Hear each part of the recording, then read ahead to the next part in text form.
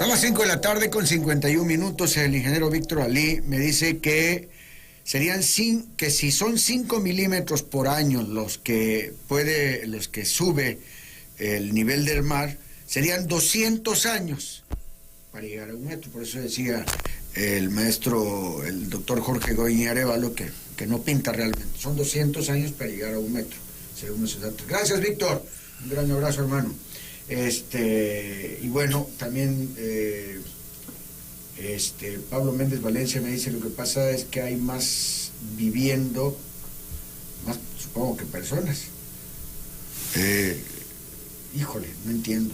La zona baja nos íbamos al agua, pero solo era creciente de los ríos. Ahora la creciente son porque les abren las compuertas a las presas. Pablo Méndez Valencia, lo que pasa es que allá hay más gente viviendo. Bueno, repitió. Bueno, tenemos otros saludos y bueno, vamos a irnos ya con el tema. Mañana, 1 de mes, y el 2 de noviembre son días grandes para la fe, la cultura, la religiosidad, la celebración, la creatividad, la catarsis, el sincretismo y el carisma del mexicano. 1 de noviembre, Día de Todos los Santos, y la creencia de que ese día vienen las almas de los inocentes, de los niños, a visitarnos, las almas pequeñas, le llaman algunos. Y el 2 de noviembre, el Día de los Fieles Difuntos. La celebración en nuestro país es sin comparación en todos los aspectos, y dependiendo de la región hay más o menos colorido, más o menos religiosidad, más o menos música, pero en todo México lo celebramos con enorme fe. En otros años hemos platicado de lo que significa esta celebración desde el punto de vista psicológico o religioso cristiano e incluso sincrético, pero en esta ocasión nos iremos a fondo con las costumbres y significados en la cultura yocotán, su simbolismo y luego su sincretismo. Hoy invitado al historiador yocotán Plácido Santana, nacido en Centla y parte de esta cultura. ¿Cómo estás, Plácido, una vez más aquí con nosotros? Gracias, licenciado, por invitarnos a su programa y podernos acercar al pueblo tabasqueño para difundir nuestras tradiciones y costumbres. Gracias. Y te acompaña el licenciado Arturo Alvarado Arapaiz, también es historiador, Arturo. Así es. Muy bien, pues también bienvenido, ¿eh? Muchísimas gracias, licenciado. Aquí, pues, estos temas tan interesantes que, pues, forman parte de la identidad de los mexicanos. Creo que hay que irnos un poquito más a fondo de cuáles son estos tipos de ideas, pensamientos, sentimientos y emociones. De eso se trata precisamente. ¿Se sabe en dónde tiene sus orígenes esta celebración de Día de Muertos en la cultura yocotán? Pues a través del tiempo, del espacio, pues de alguna otra manera pues se ha venido distorsionando. Sin embargo, hay evidencia histórica, lingüística, la literatura oral sobre todo, todavía se conservan ciertos, ahora sí que recuerdos y sincretismos que podemos nosotros ayudar a reconstruir y buscarle una explicación más allá de lo mitológico, porque pues al final de cuentas pues subsisten leyendas y narraciones orales que los antiguos siguen narrando a través de padres a hijos. Narración porque realmente no hay códices como en otras culturas que nos puedan adentrar a profundidad sobre lo que es la historia del Día de Muertos en nuestro pueblo yocotán. O sea que lo más lejano que podemos ir es al tiempo en que llegan los españoles acá. Pues es que el pueblo yocotán comparte cierta similitud con el pueblo maya. Somos de alguna otra manera cultura mayense. Entonces hay cierto parecido, hay ciertos rasgos culturales e históricos que nos entrelazan como pueblos yocotanos, ¿no? Entonces podríamos decir que hay ciertas similitudes, ciertas diferencias, porque el pueblo tabasqueño tiene su propia identidad, su propia cultura, su propio sincretismo. Un ejemplo claro, para los aztecas o mexicas, el dios del inframundo, de la muerte, es Mictlanticutli. Para los mayas de la península es Apuch, el descarnado, otros lo llaman Quisín. Pero para el pueblo yocotán, el dios del inframundo, el de la muerte y de las tinieblas, rey de las tinieblas, es Manap. Es la misma deidad, pero con diferente nombre.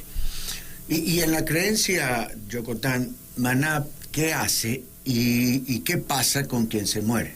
Se supone que Manab es la deidad que rige el inframundo, las tinieblas, es lo malo, lo maligno.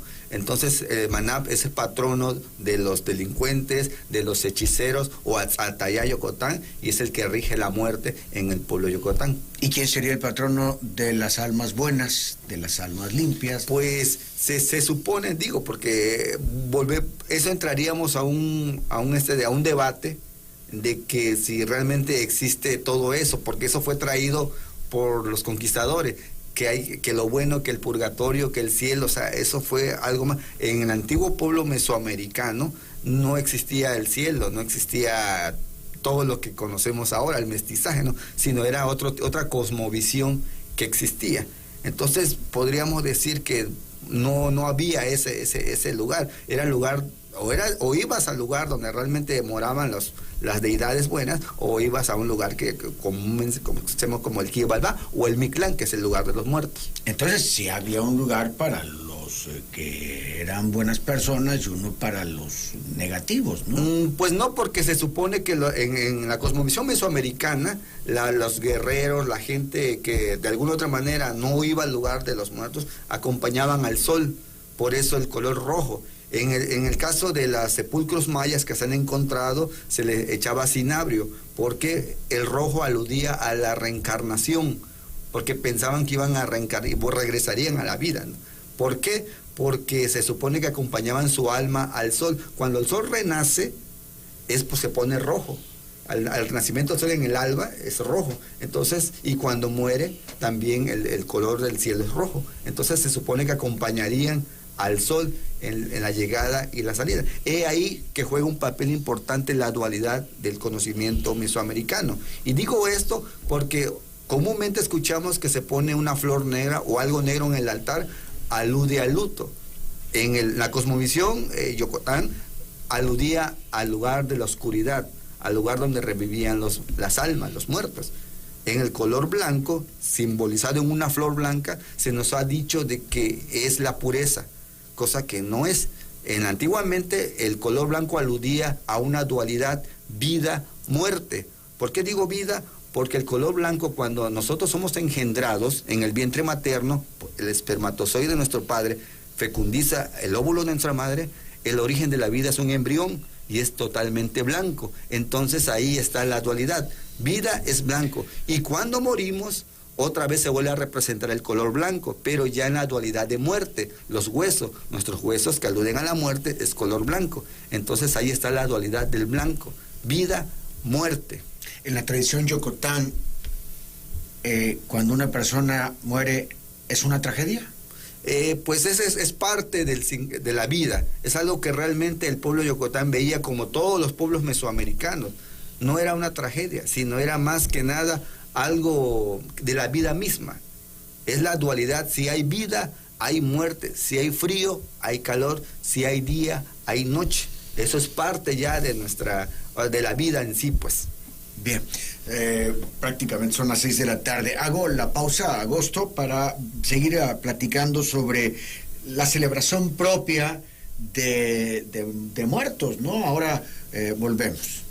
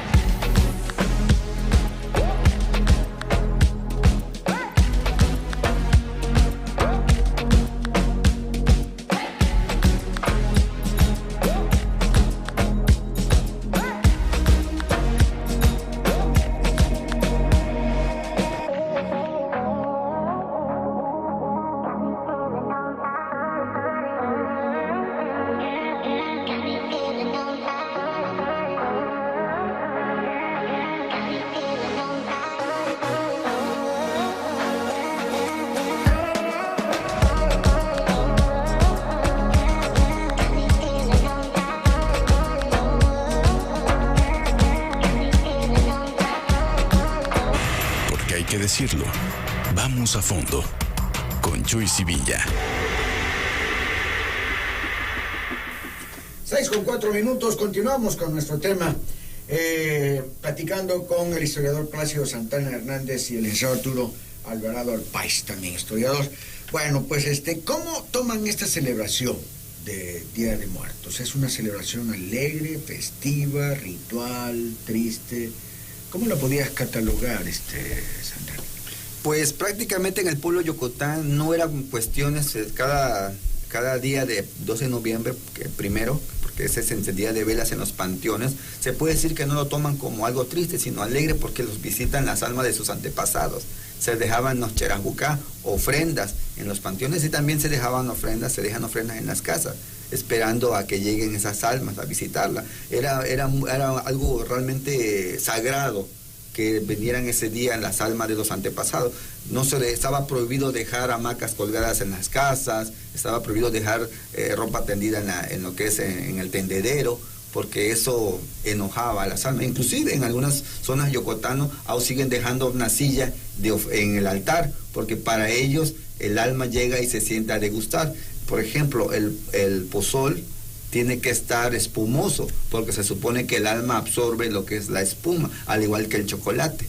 Tienen que estar espumoso porque es la esencia misma que el alma va a tomar. No se deja tamales, los tamales se dejan hasta cuando se van las ánimas. ¿Por qué? Porque se supone que en el trance que vienen las ánimas, que es el día 1 de noviembre para amanecer el 2 de noviembre, pues se deja lo que es el buculcá o el ulich en lengua yocotán, que es caldo espeso, no mole, como comúnmente se dice que es mole blanco, no, es buculcá en yocotán, que significa caldo espeso. ¿Por qué? Porque se cree que el alma trae ansiedad de agua. Por esa razón es que la gente esperaba con esmero ese día, porque podían comulgar e inclusive hacían oraciones en yocotán, porque hasta eso tienen que invocarlas en yocotán para que lleguen a degustar. Dejaban a un lado del altar el famoso ánima sola, que es esa ánima que ya nadie se acuerda de ella, o que inclusive creen de que ya cambiaron de religión, son protestantes y ya no creen en esos mitos, o en esa religión, o esas tradiciones, y dejan una especie de ánima sola, una ofrenda pues a un lado o atrás del altar. Los que son protestantes. No, los protestantes ya no creen en nada de eso. Nada de eso. No practican nada de eso. No, nada de eso. Okay.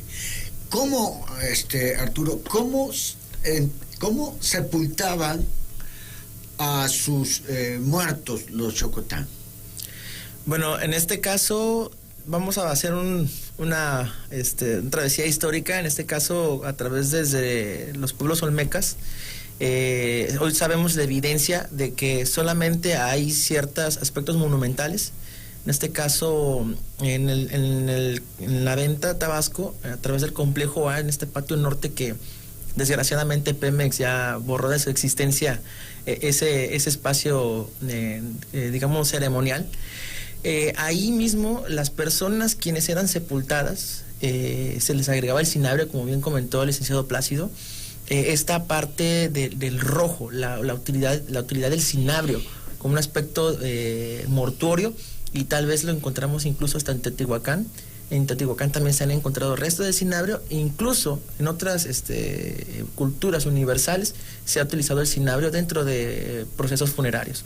En este caso, dentro del pueblo maya, hoy sabemos incluso que en las exploraciones de Comalcalco se han encontrado personas enterradas en posición fetal, tal vez con este sentido dual, como mencionaba el licenciado. ¿Pero había muerte. alguna ceremonia para sepultarlos? ¿Saben? ¿Hay algún antecedente al respecto?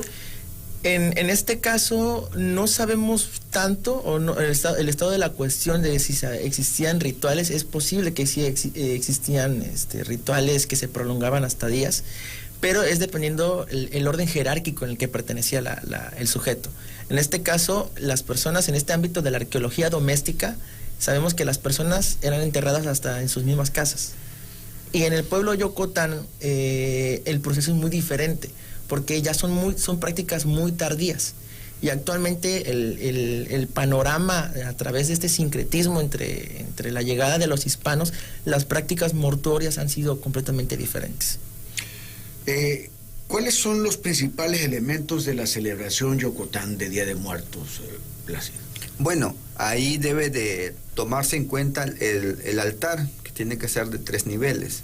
En el caso del centro del país, pues son de 7 niveles. En el caso del sureste mexicano, en que está incluido Tabasco, son de 3 niveles. ¿Por qué aquí 3 niveles solamente? Porque en el caso, explico, el de 7 niveles, que es el altar mexica o el náhuatl del antiplano mexicano, alude a los 7 fases de la vida del ser humano. En el primer nivel es cuando está en el vientre materno. El segundo nivel, cuando nacemos, estamos pequeñitos. El tercer nivel es a los niños. El cuarto nivel es cuando somos adolescentes. El quinto nivel cuando somos jóvenes. El sexto nivel cuando somos ancianos. Y el séptimo nivel alude a la muerte. Entonces, en cada nivel es una fase de la vida del ser humano, por esos 7 niveles. En el caso de los mayas, aquí del sureste mexicano, en el que está incluido los mayas yocotanos de Tabasco, se dice que son los 3 niveles. ¿Por qué? Porque alude a lo que es la ceiba sagrada. En las ramas es donde moran los dioses, las deidades. En el centro, lo que es el tronco, están los hombres vivos. Y en las raíces es el lugar de los muertos, la morada de los muertos. Otra cosa nos dice, otra versión nos dice que es los 3 cosmos que hay en el mundo, que es el agua, la tierra y el aire. Entonces, por esa razón es que cuando se le entrega al difunto Yokotán su ulich o su buculcá, tiene que ser el ulich o el buculcá de pato, de criollo o de pavo. ¿Por qué? Sobre todo de pato. ¿Pero por qué se dice? Porque el pato es un animal muy sagrado, es un ave acuática que domina los 3 cosmos. Al volar domina el aire, al nadar y bucear domina el agua, y al caminar domina la tierra. Es un animal realmente sagrado, esa es la explicación. Por eso se le deja en el altar, quizás aludiendo a lo que antiguamente se hacía a los gobernantes mayas que habían en Tabasco. Ahora, ¿cómo construyen? Bueno, ya me dice, son 3 niveles, ¿no? De los altares Yokotán. Pero, ¿qué es lo que hacen? Ya aquí vino el sincretismo, ¿no? Ya sí. Aquí, tengo entendido, ponen una cruz, incluso ponen alguna imagen de la Virgen de Guadalupe o de la Virgen del Carmen, que es la abogada de las ánimas, ¿no? Eso ya es, ahí ya viene la mezcla, lo mestizo, ¿no? ¿Qué aporta la religión católica y qué aporta la cultura yokotá? Pues es una combinación, una mezcla de fusión de ideas, de concepciones religiosas. Hay más o menos, hace que la Iglesia Católica nos va dando la pauta para que las cosas se vayan cambiando, se vayan haciendo a un lado. Entonces se pone ya lo que usted acaba de decir, lo que es la Virgen del Carmen, la cruz, se pone la cruz de tierra, que alude a la creación de que el hombre fue creado de la tierra y a la tierra va a volver. Eso es una idea que ya nos pone, lo que le platicaba, ¿no? De que ya la flor blanca pertenece a la pureza, pero hay combinaciones entre las dos concepciones religiosas, lo mesoamericano y lo europeo. Por ejemplo, el petate es algo que debe de estar presente en un altar yocotán, porque además ahí van las ofrendas en lo que es el petate. ¿Por qué? Porque el petate cumple una dualidad igual. Cuando nosotros nacemos, la partera o la ichucchoc, que se dice en Yocotán, cuando nacíamos, el lugar donde nos íbamos a dejar era un petate. Inclusive en una hamaca le ponían un petate. Entonces ahí el niño yocotán o el yocaslo que le dicen, ahí era el primer lugar que tocaba físicamente cuando recién nacido. Cuando moríamos, entonces ahora sí que íbamos en un petate, nos envolvían en un petate y nos sepultaban. Entonces el petate vuelve a cumplir esa dualidad, vida, origen, pero también final y muerte. El término del yalo de un ataúd ya se trajo por la concepción católica que trajeron los hispanos. Exactamente, te envolvían en un petate y ibas al hogar. Inclusive en los altares se sigue poniendo hoja de plátano, hoja de to en las ofrendas. Lo verde, quizá ese verde aluda a lo que es. Acuérdese que el verde era muy sagrado, significaba la vida, que era el jade. Entonces se ponía lo que es, se adornaba todo de verde ahora sí que con hojas de plátano o hojas de to, ¿sí? Entonces las famosas veladoras que se ponían en las 12 velas que se ponen en naranja agria, que aluden a los 12 meses en el que tarda el ánima de volver al año. Aquí en Tabasco se tiene concepción de que llegan el 1 de noviembre, duran todo el mes y se van las ánimas hasta el 29 de noviembre. En otras culturas creen de que nada más llegan el 2 de noviembre y el mismo día se van. En Tabasco no. Y hay algo también que pasa en Tabasco. Sucede de que curiosamente el día 1 cae una lluvia. Y el día 29 que se van las ánimas también vuelve a llover. Por eso la gente es común decir, con lluvia llegan y con lluvia se van. El agua es fundamental, ¿sí? También hay otra creencia. De hecho, en el campo se habla del cordonazo de San Francisco, pero también se habla del resumo de muertos. Claro, todo eso al final de cuentas es parte de la cultura tabasqueña. Todo eso es lo que nosotros hemos venido de generación en generación escuchando, ¿no? Entonces el pueblo yocotán en sí tiene sus propias de creencias, rituales. Sahumar, antes de que las invocaciones, sobre todo, juega un papel importante en la invocación en Yocotán. ¿Por qué? Porque se supone que las ánimas se entienden a la perfección en Yocotán. La comida que se pone en el altar es la que el muerto o el difunto era la que comía en vida. Por eso es que se le pone todo tipo de comida.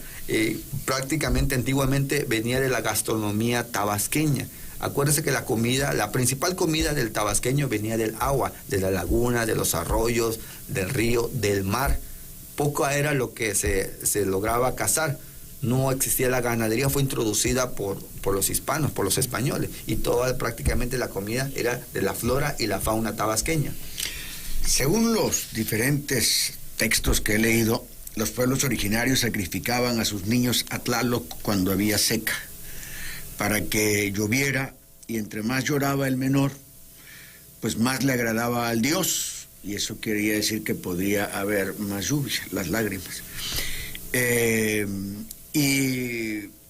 Pero también sacrificaban a los guerreros capturados en batalla a Huitzilopochtli y a doncellas vírgenes y sin defectos físicos también. E incluso comían el corazón del guerrero, aún palpitante para hacerse de su fuerza y valor. Y en los mercadillos comerciaban con la carne humana de los guerreros sacrificados. Incluso el origen del pozole era con carne humana. ¿Cuáles eran las costumbres y ritos religiosos de los yocotanos? También había sacrificios humanos, también había este tipo de cosas. No sé.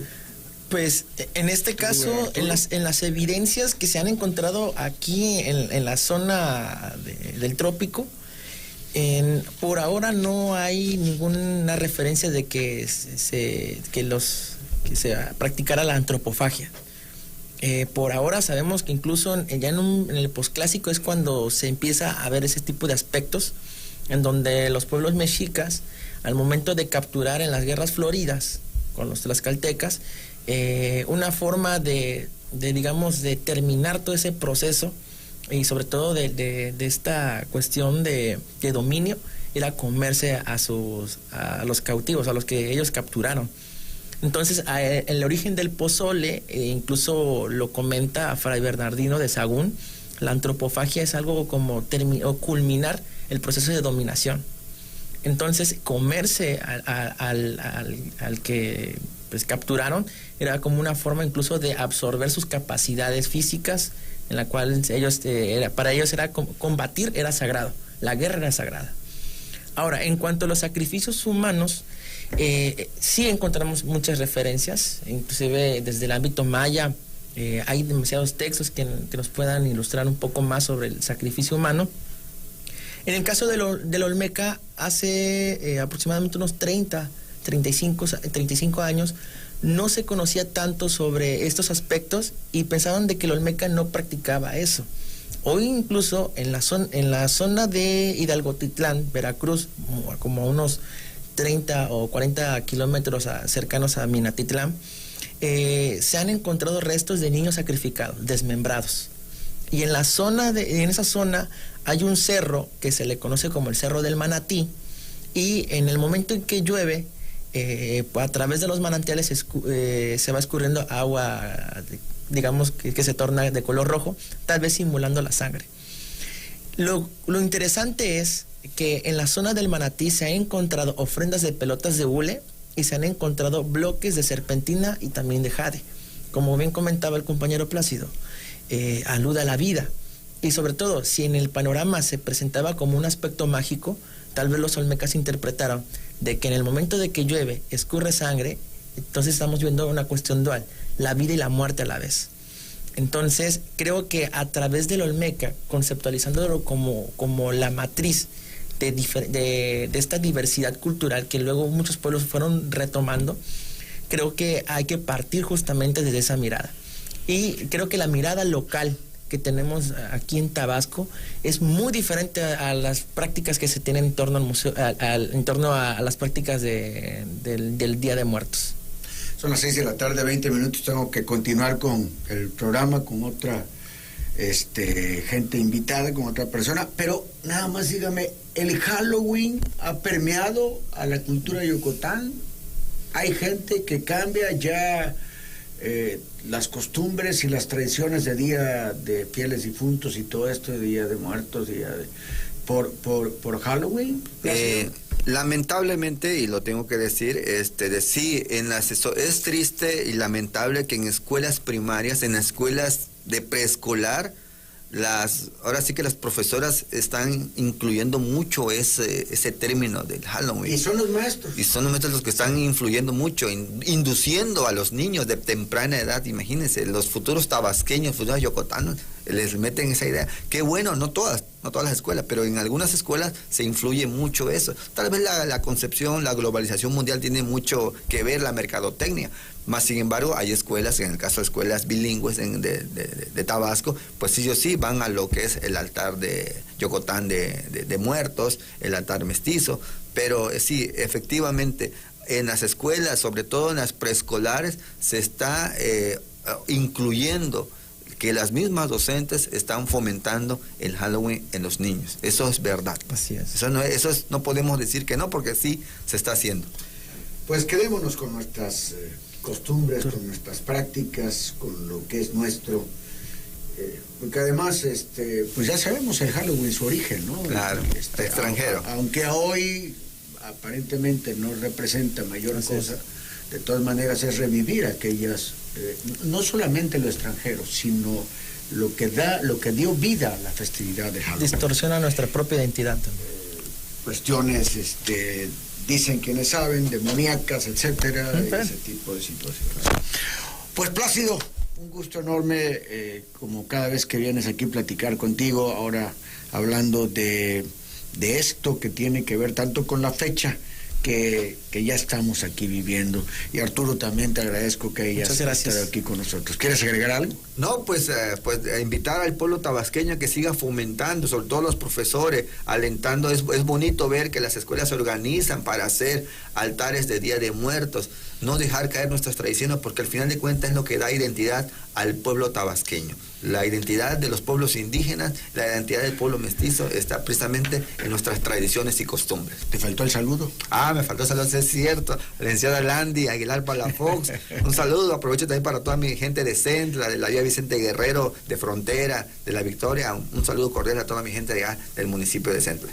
Muy bien, es Plácido Santana. Son las 6:23. Vamos a la pausa, regresamos porque todavía tenemos una invitada más aquí a fondo para platicar con ella a fondo.